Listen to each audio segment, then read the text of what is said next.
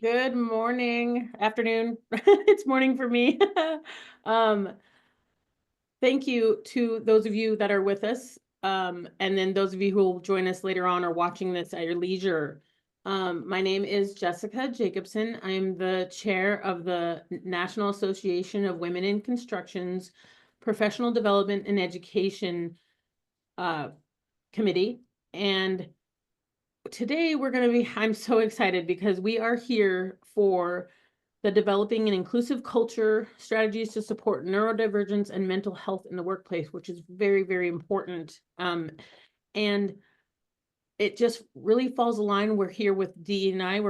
We are co-hosting this webinar, and I'm so excited for that because mental health and neurodivergence is very important, but making sure that you feel included at work as well.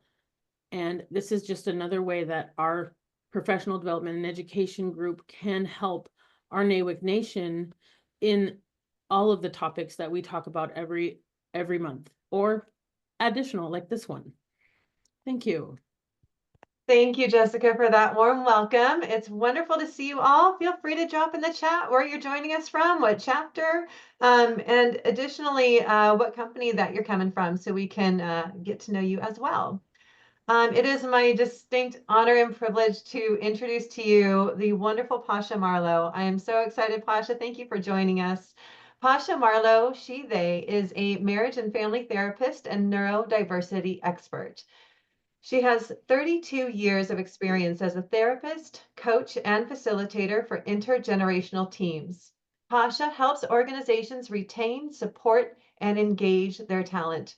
Her expertise is in creating cultures of neuro inclusion so that all minds and bodies can thrive. Pasha centers intersectionality, accessibility, and psychological safety in everything she does.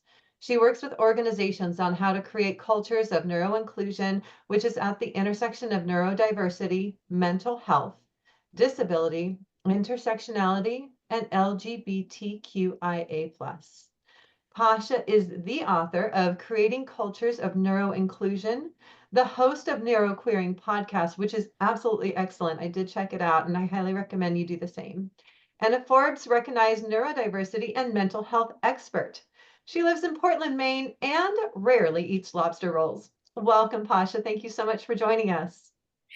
Thank you, Lisa. I'm dispelling all the stereotypes right away. Not everyone from Maine eats lobster rolls every day. I could. I live near a lighthouse, so that is quite stereotypical. But I also want to add to that in terms of I like to lead with vulnerability and connect with anyone out there. I myself am a multiply neurodivergent person. I identify ADHD, autism, anxiety, and PTSD. I also identify as disabled and queer. And so, to everyone who's out there, I just am so glad you're joining us. I hope this is an impactful webinar, and I hope you engage in chat and questions and conversation. I hope we can make it as interactive as possible. So I'm going to cue Lisa to start the fancy slide deck. And we'll be toggling back and forth between the slides and me face to face, so that you get as much interaction as possible. So I want to start with one of the biggest misconceptions, because that's all right. I was gonna roll with it on the side. You're good. You can go back. One of the biggest misconceptions is about what neurodiversity is and what it isn't, just to begin with. So, if you think of neurodiversity, what comes to mind? And I'm also curious what comes to mind, and feel free to write it in the chat if you're willing, what comes to mind when you hear neurodiverse or neurodivergent. And for a lot of people, and the common narrative in our society right now, the narrative is pretty much about ADHD and autism, and that's it. And a lot of people feel that neurodivergent is synonymous with ADHD and autism, but it's not. It includes ADHD and autism. But one thing I want to make very, very clear, and I'm reading through the chat here, and there's some great spicy brained, hyperactive, savant. Good, good, good. Okay, so we're definitely going to talk about some of these. Some of it with language, some of it with the stereotypes, some of it with true and untrue narratives out there. But we are all neurodiverse. All humanity. So there are no neurodiverse individuals. You will see it on AI and in Google searches. You will see it on neurodiversity affirming websites. You will see it even from neurodiversity experts, and they'll say neurodiverse individual or neurodiverse student or neurodiverse candidate. And that's inaccurate because you need at least two things to be diverse, or two people or two brains, just as there are no diverse people. So we don't say diverse hire, diverse candidate, diverse person, because you need at least two to be diverse. So there are no neurodiverse people, individuals, but there are neurodivergent and neurotypical, or neither, people in the world. So I just wanted to spell that right away, and I'd be happy to get into more. But that is a very common misunderstanding, and it's important because if we say you are a diverse person or you are a neurodiverse person, you're implying that the default is someone who is neurotypical. Or if we're talking to a disabled person, you're saying, oh, well, you're a diverse candidate. You're implying that the default is non-disabled. If you're talking to a Black person, you're saying, oh, you were a diverse hire. This is very offensive. You're implying that the default is a white person. So it's a really important distinction. Okay, we'll go face to face for a moment, Lisa. I want to honor all different learning styles here and go off slides sometimes, because I know for myself, if I see a slide deck, I just kind of fall asleep and disengage right away. So I want you to know I'm here, I'm a person, I'm imagining you, whoever you are out there watching, and I'm hoping to make this as impactful to you on a personal level as well as professional. Because as we talk today, you're going to see yourself in some of this content, and you're going to start to recognize your family, your friends, and your coworkers in this content as well. And I hope it shifts your mindset about differences. Like, the ideal goal of this would be that you would think about differences differently in a more compassionate, empathetic way, but more importantly, less stigmatizing and less pathologizing. And then anyone who out there identifies as neurodivergent or disabled or any marginalized identity, I hope you feel seen and validated and heard in this, and maybe come out with some new tools and strategies and language to use to advocate for yourself. Okay, back to the slide deck. Because one of the other misconceptions is that neurodiversity means a diversity of brains, but it doesn't, because neuro doesn't mean brain. Neuro means nerves. So it's actually a diversity of nervous systems, because neurodiversity is not just the diversity of the way people think, it's also the diversity of how people feel, learn, move, love, function, right? If you're neurodivergent, you know it is a full body experience. The way I, as a neurodivergent person, move through space is differently from my neurotypical peers. It's definitely not only about my brain. It's about senses. It's about our bodies, even how our bodies are sometimes structured. If anyone out there has anxiety, you know that is not just about how you think. It's about how your heart rate goes up and you have maybe some panic attacks, or you feel fidgety or tight in the stomach or headachy sometimes if you're anxious or stressed. So it is a full body experience. It's embodied and beyond the scope of the brain. So we already talked about neurodiversity and neurodiverse.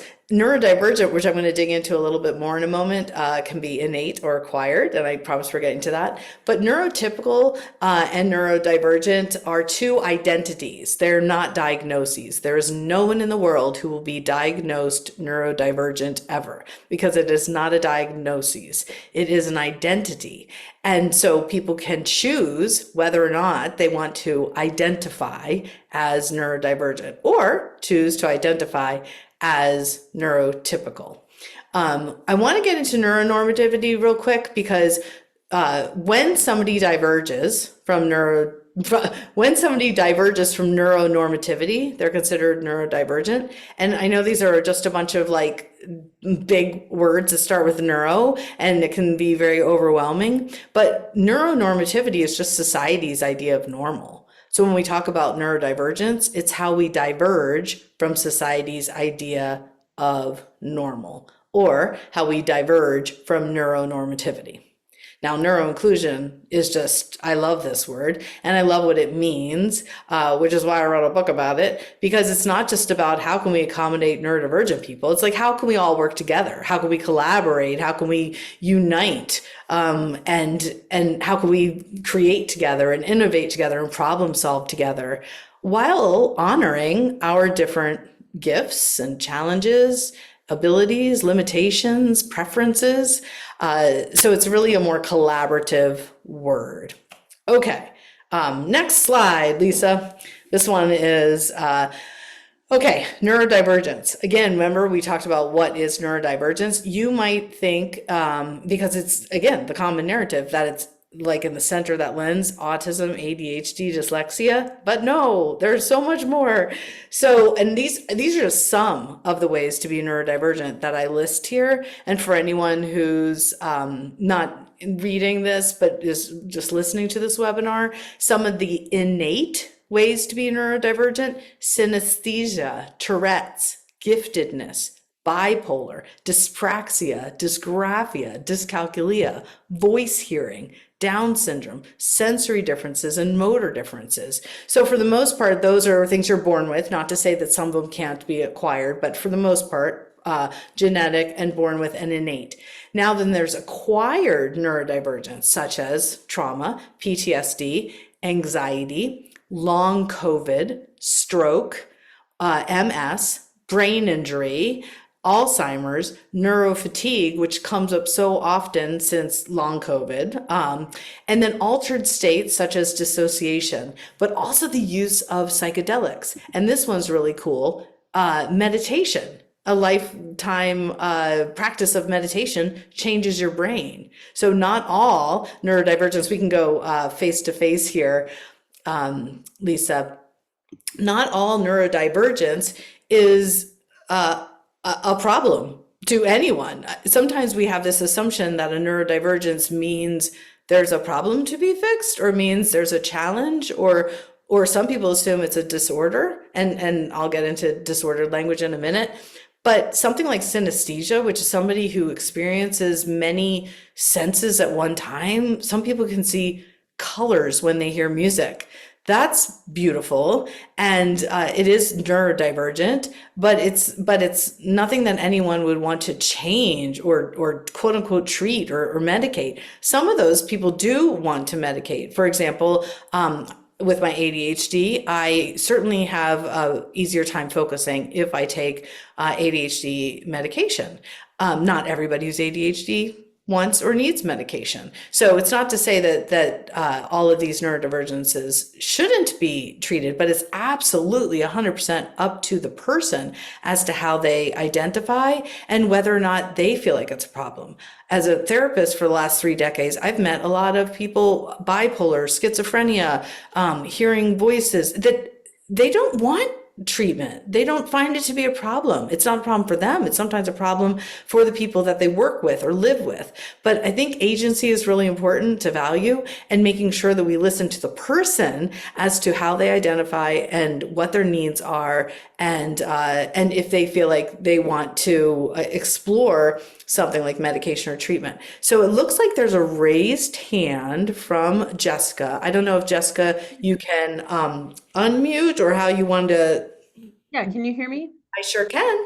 Yeah, so thank you for highlighting all of the different innate and acquired parts of neurodivergence, because I learned there's a lot more to learn for me, but I wondered if you were going to touch on the altered states or the disassociation with psychedelic medications, because there's a lot of research that's helping people with mental health in those psychedelics. And so typically I mean, not typically, I can't speak for them all, but sometimes neurodivergents seek out those altered states because they heal them. Absolutely. Whether it's healing them or bringing some relief or ease. I know a lot of my clients use psychedelics or marijuana to relax, to sleep, to quiet the mind, to decrease intrusive thoughts and ruminations. And, one person could be very opposed to it, another person can find it exceedingly healing.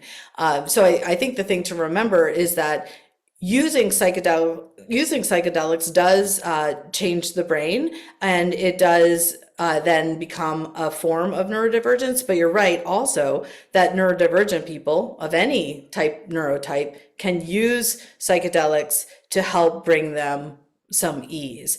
There are some, like I'll say with traumatic brain injury, for example, there's people who wish they didn't have that form of neurodivergence and they would like to treat it and get rid of it. And then there's people, and I'll use myself again, an autistic person. I don't want to treat or get rid of my autism. There's definitely times it's disabling and challenging, but it's so much a core of who I am and my strength as well that I don't personally want to treat it or get rid of it if that were even possible. So does that answer some of your? It wasn't really, I know you were making more of a statement for me to elaborate a little bit, but much like with meditation, some people choose hypnosis or meditation to change their experience and to frankly like change their brain. Somebody with a lot of PTSD wants to perhaps change the way their brain is functioning, right? So they might, Absolutely. yeah. And so I just always go back to agency and finding out what the person wants and needs, because one person who hears voices has absolutely no problem with it. In fact, hearing voices could be hearing the voice of God or a loved one, and then hearing a voice could be hearing a voice that's very scary. And so it depends. It's depending on the context. Does that make Thank sense? you. Yes, thank You're welcome. You're welcome. Okay, next slide, Lisa.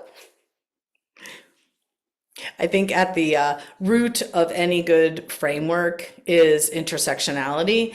And I know Lisa mentioned in the bio, neuroinclusion is at the intersection of neurodiversity, mental health, LGBTQIA, disability, culture, race, and age, because all of these factor into one's experience with their neurodivergence or neurodiversity in general. But intersectionality on the whole, there's a difference between intersection and intersectionality, but intersectionality is the intersecting identities, specifically intersecting marginalized identities that change our social positioning in regards to power and privilege.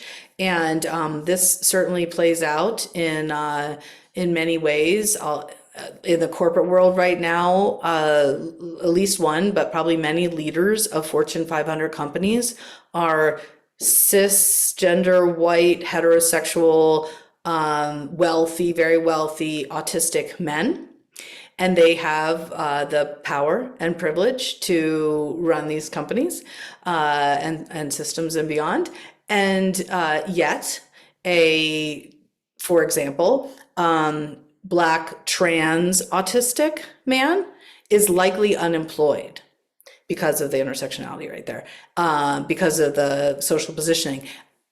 80% of autistic people are unemployed. 80% of autistic people who are educated, college educated, are unemployed. And that's about stigma, and that's about bias. And stigma and bias come back to the marginalized identities.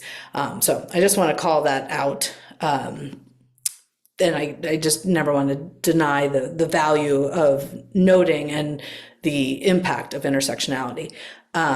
Okay, next slide. Paradigm shifts. I get really excited about paradigm shifts, specifically the paradigm shift from the pathology paradigm to the neurodiversity paradigm. As a therapist, I was trained in the pathology paradigm, as most therapists and psychiatrists and doctors are.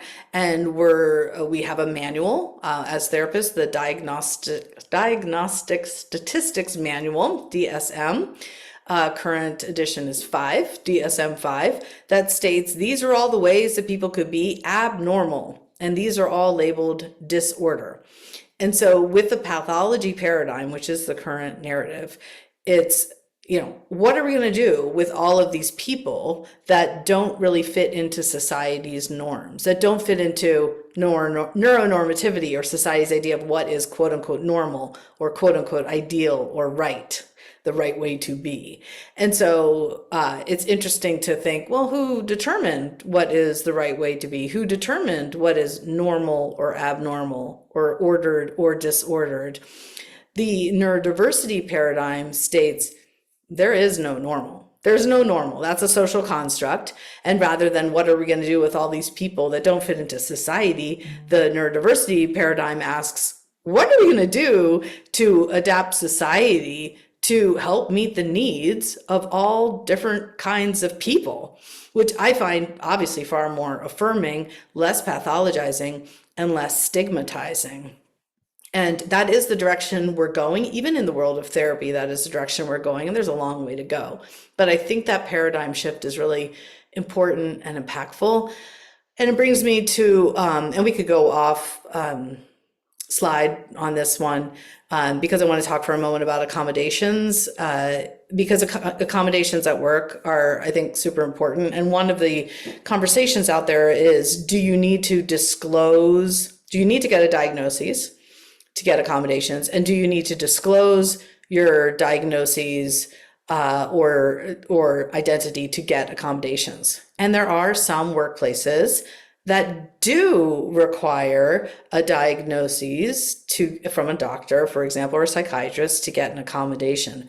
Where we're moving is away from that because diagnoses and disclosure intersect with privilege, like big time. Because to get a diagnosis could cost thousands of dollars. It could take years on a waiting list. They could be inaccurate. They could be misinterpreted, especially if there's intersecting identities at play. And so the movement is now away from requiring a diagnosis or requiring a disclosure, which might frankly not even be psychologically safe to do so in a workplace, rather talking about the needs. What are your access needs? What are your support needs? What are your sensory needs? Like, who cares what your neurotype is? Who cares what the diagnosis is? What are your needs? What do you need to thrive at work?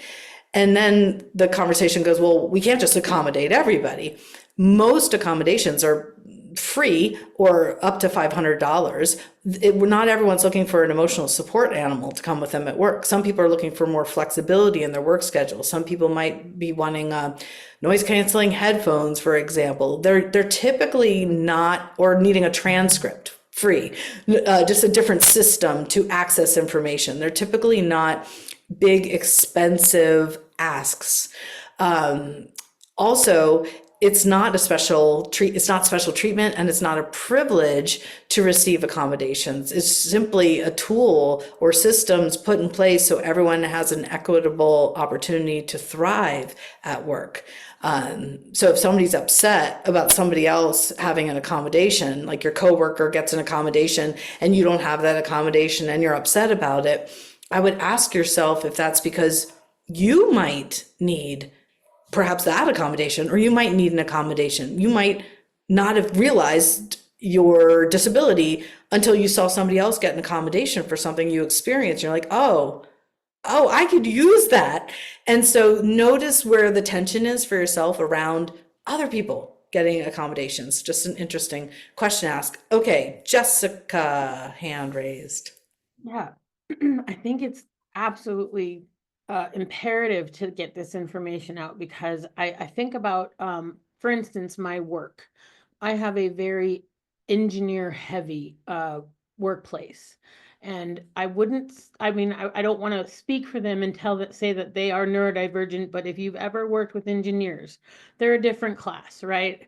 And they have these specialties that they do, but they need environments that require, just because they have to think and calculate. And so it's so important for people to understand that everybody is allowed to have these accessibilities. And my next question is, how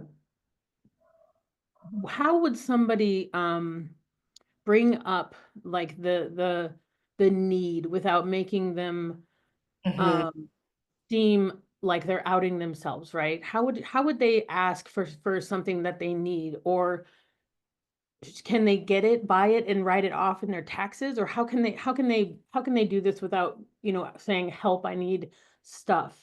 Yeah. I mean, thank you for asking. Ideally, I'll say ideally in a neuro-inclusive work environment, leadership starts the conversation about, okay, this is a psychologically safe space and a welcome space for everyone to share their access needs, their support needs, their sensory needs. There might even be some people call it a user manual. Some people have surveys that go out, or a one-on-one with a manager, for example, to say, how do you best work? What is the best work environment for you? What type of work environment feels good? Is it a well-lit open space, or do you need like a quiet little, nook with a lamp? Do you prefer a cubicle? Do you prefer in a larger open area, for example? And because everyone's different, we don't want to assume that everyone with sensory needs is hypersensitive, because some people are hyposensitive and need a lot of stimulation, for example. So ideally, it would be from leadership opening up the space for that. If leadership doesn't create that space, then sometimes what I'll recommend my clients do is, rather than saying, for example, I'm autistic, and these fluorescent lights are so distracting, the sound, I can't work. I might go into my manager or supervisor and say, the fluorescent lights are disabling for me. I can't focus with the fluorescent lights. I'm noticing, I'm telling them that it's disabling. I'm telling them that I can't work. I'm telling them that it hurts my productivity, but I'm not outing myself as an autistic person unless I'm ready to do so. Does that make sense? Absolutely. Thank you. You're welcome. Yeah. And I think even in conversations with coworkers, I find that sometimes somebody who's neurodivergent or with a disability might be like, I'm so sorry. I'm this way. I'm so sorry. I'm so sensitive to the texture of this chair. I'm just making something up right now. But so there's a lot of apologies, because we might feel like we're too sensitive or too much or too difficult. But if it's, this chair is disabling, it makes me nauseous. Like, all of a sudden, it's not about me. It's not about something I'm doing wrong. It's not about something about me that's broken. It's like, this just isn't working for me. Right. And it takes the responsibility off of the person to feel like they have to over explain, and we're certainly apologize for it. So I like that shift in language. Yeah, I hope that makes sense. I mean, there are workplaces that are helping with hybrid environments. Hopefully that helps. Like the state of Alaska has a 2-day in the office, 3-day at home system right now, which is helpful, I think, for some people. I bet they dread those couple days in the office, but they do need that FaceTime. But it's just becoming more and more common for figuring out how people are the most productive, right? And I think you touched on the number one aspect of it is at the top: leadership. Yeah, you bet. Absolutely. And I talk to so many CEOs. This is so interesting. How many CEOs work with me individually, and they will not disclose their own neurodivergence or disability or challenges. Maybe it's dyslexia, maybe it's schizophrenia, whatever it is, because they worry that they will be seen as less competent, because they know stigma and bias exist. They worry they'll be seen as less competent. They worry they'll lose respect and trust, and then they don't disclose. And then go figure, it's not an inclusive, psychologically safe space, so that nobody else is disclosing. And then go figure, all of a sudden there's a lot of, turnover, and retention rates are down and engagement is down. And not to say that one disclosure is going to help everything, but I absolutely believe that if the space is created where it's safe to do so, and it's welcomed and it's not stigmatized, and it's just a discussion, like we all have different needs and preferences. So here's my challenge. I delegate this because my strengths are here. Somebody else might have strengths somewhere else, like making it far more neutral, as we're starting to talk about mental health with a little bit more transparency. Mental health days are becoming more, approachable. Somebody might be more willing to share their depression and anxiety these days. So we're moving in that direction, and mental health, anything in the DSM is considered a neurodivergence. But still, there's a lot of things that hold a lot of stigma. And unfortunately, and hopefully this, programs like this help, but there's just a lot that media it creates this kind of loop of stigma and stereotyping with some of the shows that are out there, unfortunately. Oh, sorry. And the DSM, again, is the Diagnostic Statistics Manual. So if you've ever gone to a therapist or a psychiatrist with anxiety, you were probably given a anxiety disorder diagnosis, or PTSD ends in disorder, bipolar disorder ends in disorder, ADHD ends in disorder, autism spectrum disorder ends in disorder. Like, the entire book is filled with lived experiences that some of us are born with and don't even want to change, and they end in disorder. So one of the things that I say is drop the D. Like, you don't have to say autism spectrum disorder or ASD, just say autism. I'm cool with that. I don't want to be called disordered. Autistic, fine. Bipolar, fine, not bipolar disorder. Like, so we add to the stigma with our language. So I feel like that's an easy adjustment to make when you're talking about yourself and others in the workplace, to just drop the disorder from the conversation. Does that make sense? I know I'm talking to myself on this computer a little bit. Lisa, go ahead into the next slide. All right, you knew I had to bring Wicked into this, right? If you haven't seen Wicked, go see this movie. It is all about inclusion and stigma and racism and ableism. Oh my goodness, it's brilliant. But the reason why I bring this up here is some people believe their neurodivergence is a superpower, and some people feel it's a disability. So and some people have spiky profiles, as I think, Lisa, you wrote in the beginning, spiky profile. Because for me, for example, with ADHD, I certainly can lose focus and lose track of time, have some time blindness that definitely disables me. Sometimes I forget to pick up my kid from school. However, I can also hyper focus and write an entire book in a month. And that's easy for me. Folding clothes, very hard to do easy things that society says is easy. Those are hard for me. Hard things like talking in front of thousands of people, easy. So it's interesting for us to notice how, for many of us, some things are going to be challenges and some things are going to be strengths. Some things will feel like superpowers and some things will feel very disabling. So often what happens is somebody will say, they'll disclose a disability. And in response, another person will say, don't say you have a disability, you have superpowers, or you're not disabled, you're superpowered. They think they're being nice, they think they're being affirming and reframing, but what it's actually doing is dismissing the other person's experiences and challenges. And in Wicked, this witch had these amazing abilities to, through her emotions, lift things and move things in space. And it was a disability because she got kicked out of her family, her school. She was called evil. She was ostracized. But of course, it's also a superpower. She could levitate herself and objects. That's amazing.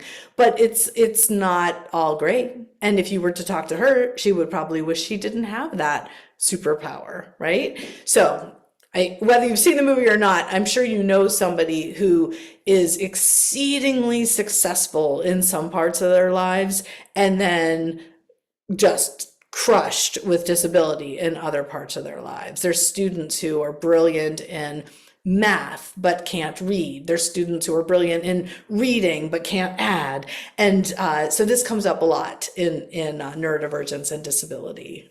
Any questions on that? We're good? Okay, next slide. So we've gone over some of this before, the neuro-inclusive language. I want to make sure that anyone who wants to be, or any workplace that wants to be neurodiversity affirming, is also LGBTQIA affirming.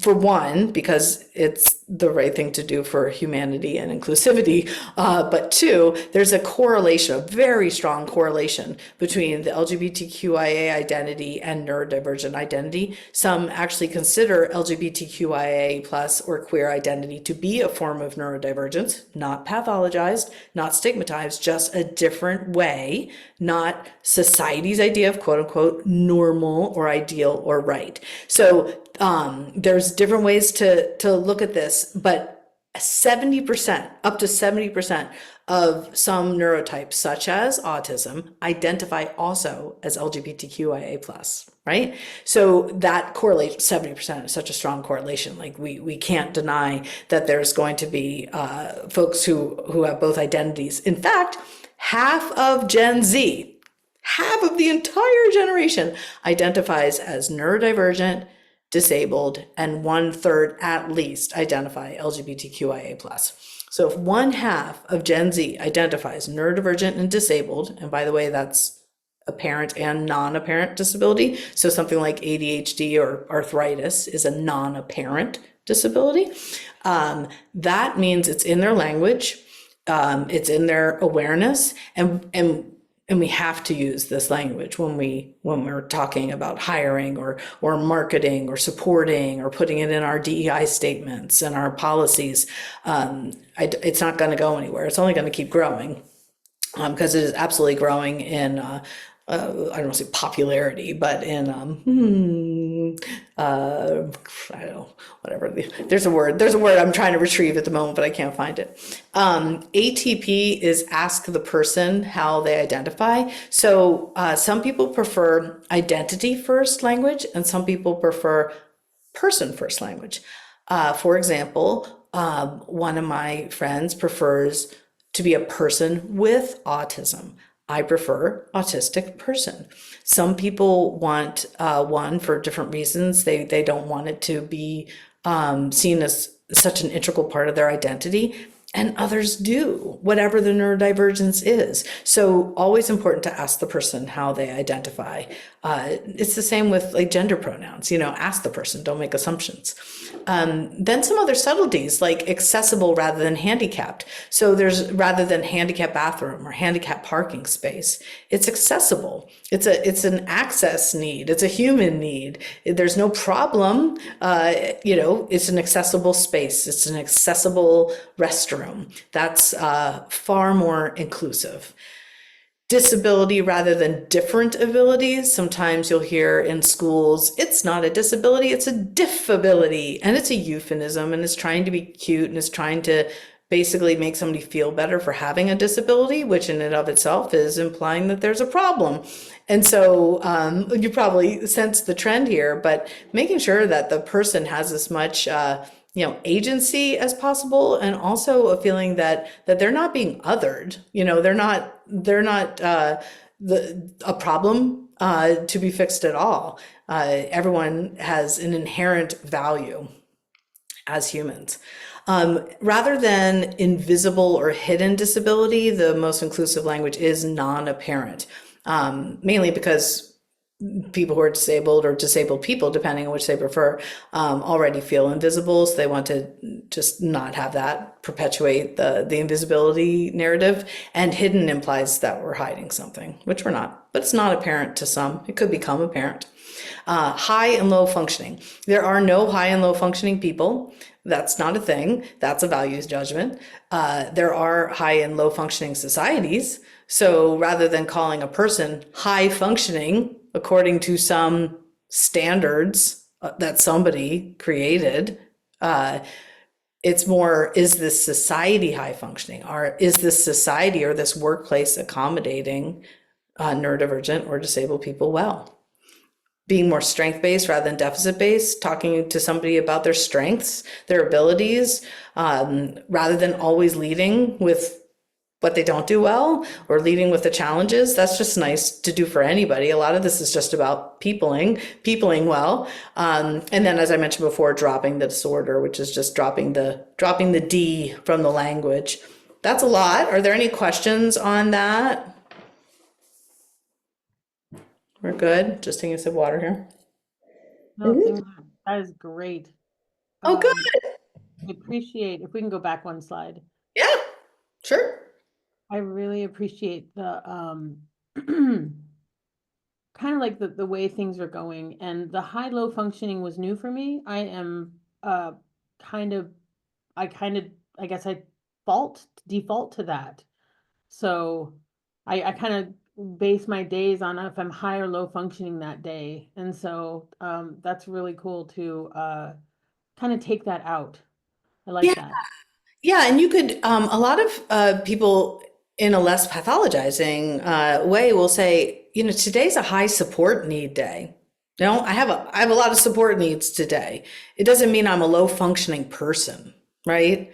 It's nothing about, it's not about that person's value or character, but mainly it's just impossible for one, well, who determines the scale, right? You might in your mind say, oh boy, this is going to be a challenging day. This is a high support day.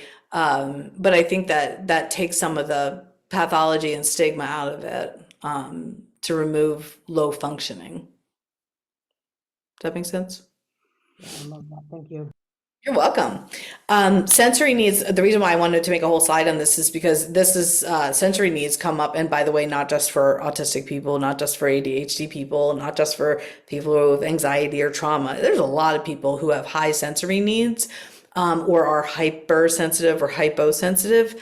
And, it could ruin your day. It could absolutely disable you. It could make you uncomfortable enough to not be able to work or focus. It can make you uncomfortable enough to not want to socialize. These are going to feel very familiar to a lot of you. Sensory challenges, including bright or fluorescent lights, not just the way they look, but the way they sound. Open concept or loud workspaces. Some people will love the windows. Some people need the dark little cozy nook. Chairs. Some people love chairs that swivel and bounce, and some people want chairs that are just grounded where their feet are on the floor. Cluttered space. I have so much clutter around me right now. You would laugh. Somehow I thrive in this cluttered chaos. And then some people need structure and labels. Some of you might be partnered with somebody who knows that they think there's just one right way to load the dishwasher or organize their fridge. That's their way. That's not everybody's way. Some people live messy. Some people live clean. There's no right or wrong. But in a partnership or in a co-working space, it's nice to know what other people's sensory needs and preferences are and be as respectful as possible. Too many people talking at once. If you have an auditory processing issue, it's challenging to hear two conversations going on at once, or if music is too loud or too quiet, that could affect somebody's ability to focus. Smells, this is a big one for me. I cannot work around cigarette smoke or mold or tar. So anyone out there who just notices that they shut down or go into overwhelm or overload or even meltdown panic, mode. Sometimes it's from sensory issues. And then the need to fidget. It's great if you can work with your hands, great if you can work outside. If you have something, some people use fidget toys, some people, twirl their pens in their hands. It releases anxiety, and for some people, it helps them focus. So a fidget toy isn't just for play. It's to release the anxiety that gets built up in the body. And for some people, if they're not moving, they're completely disengaged and can't think at all. So it's nice to have some, whether it's fidget toys or squeezy balls or something around the office. If there's nothing else to do with the hands. And I did notice that, somebody said they need structure and cleanliness. When it gets cluttered, you shut down. Yeah. And so interesting, because somebody else might feel the complete opposite. And I think I saw, and it's gone already, but somebody had said, how do you drop the D from non-apparent or apparent disability? And disability, I wouldn't say dropping the D is necessary for disability, but for disorder. And maybe that was already edited for that reason, but I just want to say it out loud. Disability is not a bad word. It's a neutral word and nothing to get rid of, but disorder, that's the value judgment. Okay, next slide.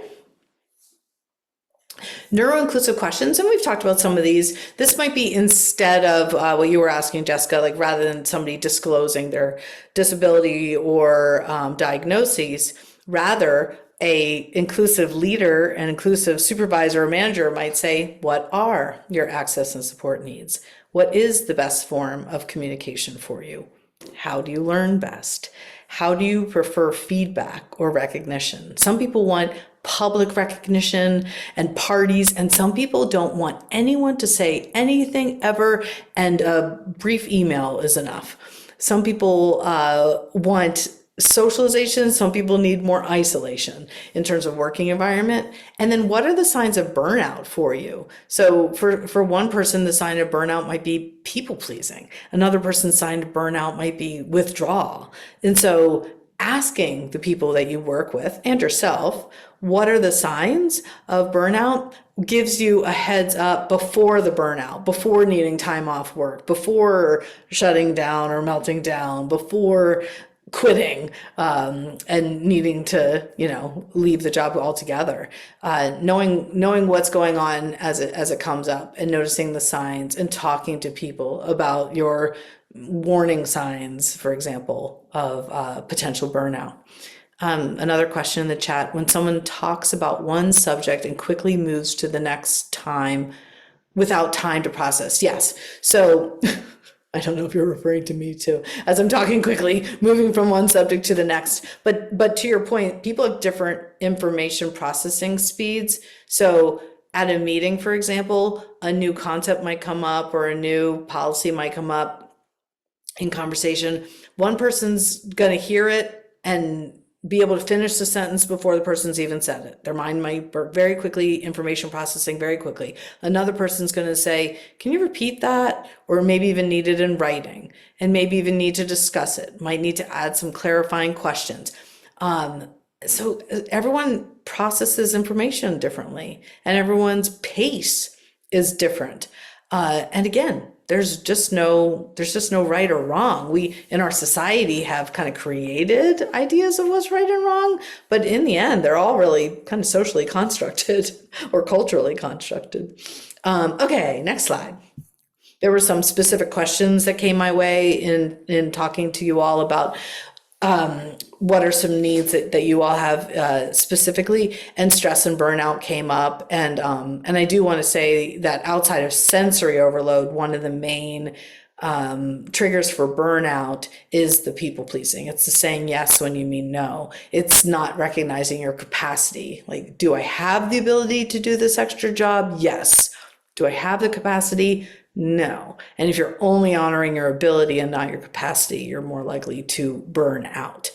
One way through the burnout and in recovery, the burnout recovery cycle is going to be to process with others, is going to be asking for help or shifting boundaries or just talking to people about the stress. If you hold it in, it is likely to build and continue to repeat.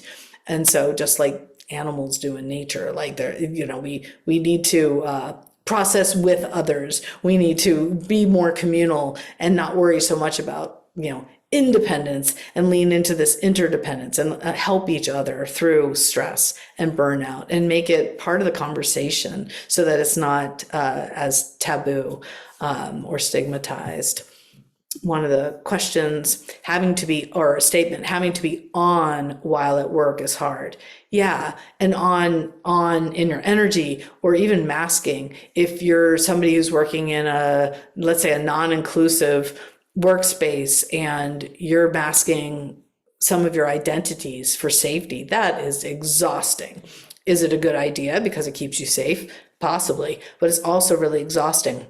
So you might go home after a long day at work and be depleted. You might just need to shut down and not talk to anybody at home because you've been expending all of your energy, or in the disability world, we say spoons. You've used up all your spoons just to get through the workday, just to mask up and be on. And at home, you're just zombie mode. And we can go into that another day as to how that causes familial and relational perhaps challenges, but it's definitely a common dynamic. RSD comes up a lot. That stands for rejection sensitivity. Actually, it stands for rejection sensitivity dysphoria, but I dropped the D because dysphoria and disorder, But rejection sensitivity is common. We all feel some sensitivity to rejection, but for some people, and I will say very common with the ADHD community, real or perceived rejection is an emotional and physical pain.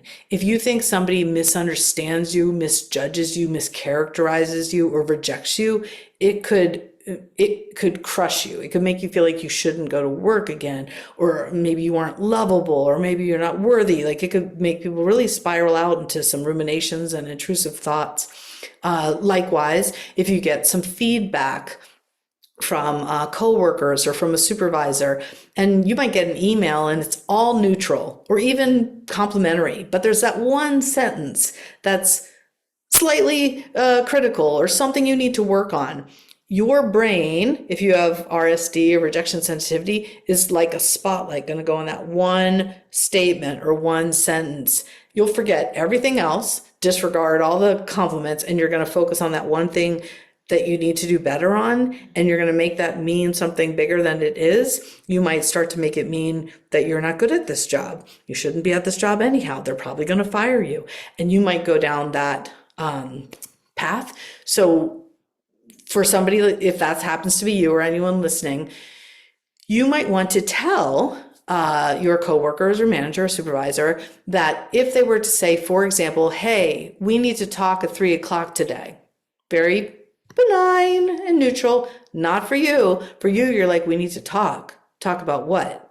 What is this referring to? You're going to go through your mind every single conversation and thing that happened in the last 24 hours that might have led to you potentially being fired or in trouble or there being any conflict. So it's nice to have some details and some context and less ambiguity. You could tell the people you work with that like clear is kind for you, and the more clarity and details, the better in regards to that. Does that make sense? Absolutely. Oh, good. There's a comment. My supervisor told him to come to his office when I returned to work after leaving the site. I was terrified. Yeah, like, come to my office. I'm being fired.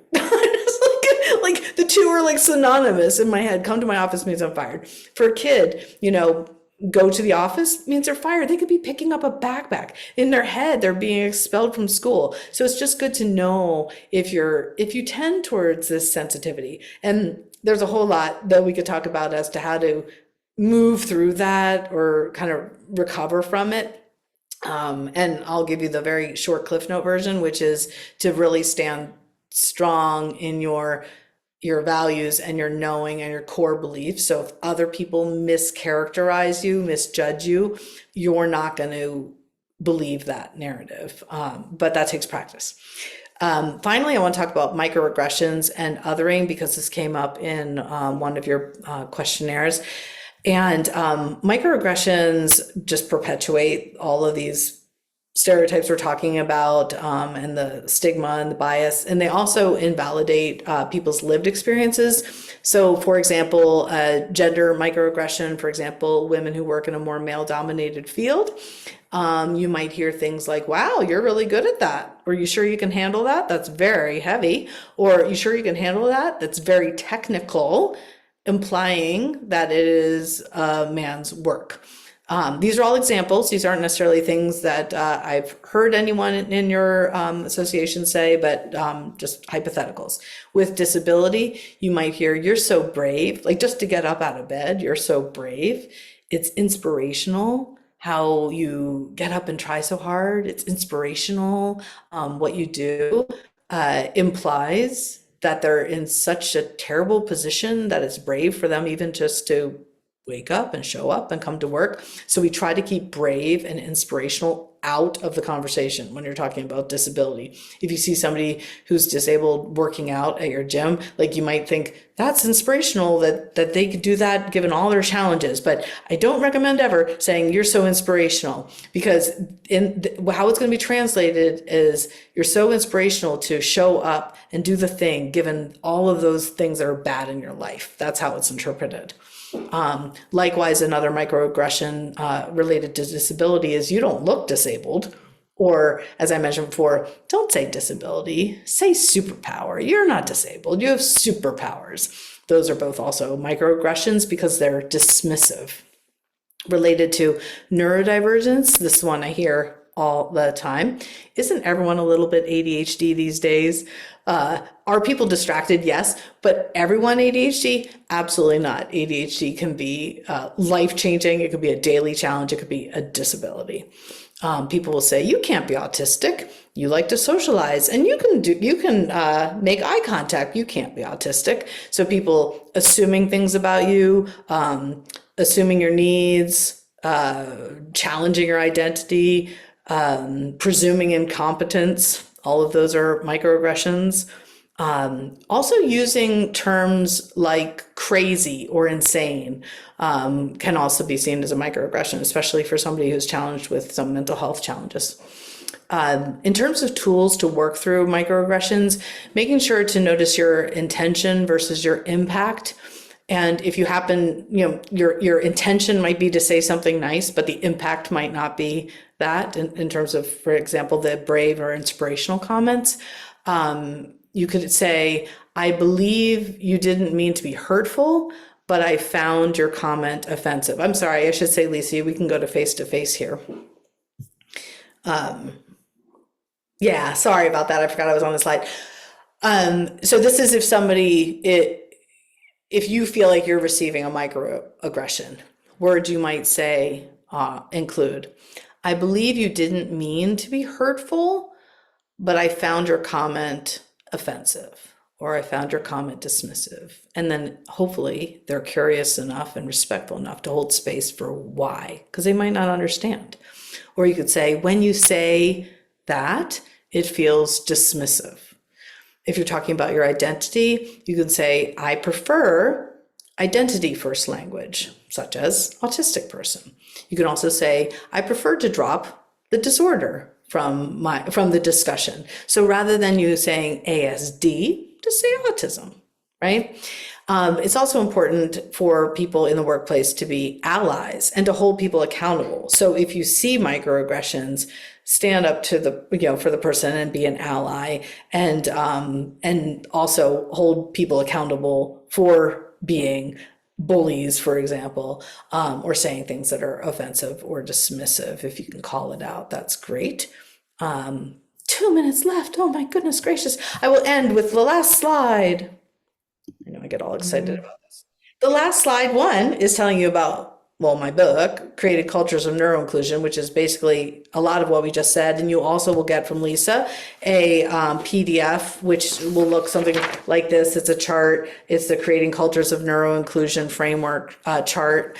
That'll help you with a lot of terminology, summarize things. And then if you happen to be watching this and want to scan the QR code, that gets you a free consultation or collaboration call, but you'll also see the same QR code on the PDF I sent out to Lisa. Obviously, stay connected with me. Feel free to go to my website. Feel free to email me. I'm on LinkedIn and Instagram and TikTok, and I'm the only Pasha Marlowe in the whole world. And now I have the only book about neuroinclusion in the whole world. So hopefully it's very easy to find me. And I'm excited to talk to anyone who came today. And I'm so glad you all had me.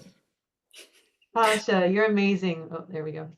Thank you so much. I am so blessed to have learned from you. I think one of the biggest takeaways that I have, and I wrote it down, is you're empowering individuals with your language. And that's tremendous for us because in construction, we're all working super hard and we're all coming to the site with our feelings and with everything else. So thinking about things before you say it. Am I saying this out of emotion or am I saying this for help? Talking about what is disabling for me. That's critical because how's anybody supposed to know? So thank you so much for your time and sharing your wisdom with us. Really, really, truly appreciate it. To our attendees, thank you for showing up. Please share this information about Pasha. Truly, she's amazing on TikTok. I hope you do follow her. She's got such wonderful resources that continue to give to a great and growing community. Thank you. Thank you. Great to be here. Right. And Jessica, did you have anything to say in closing? Our next webinar.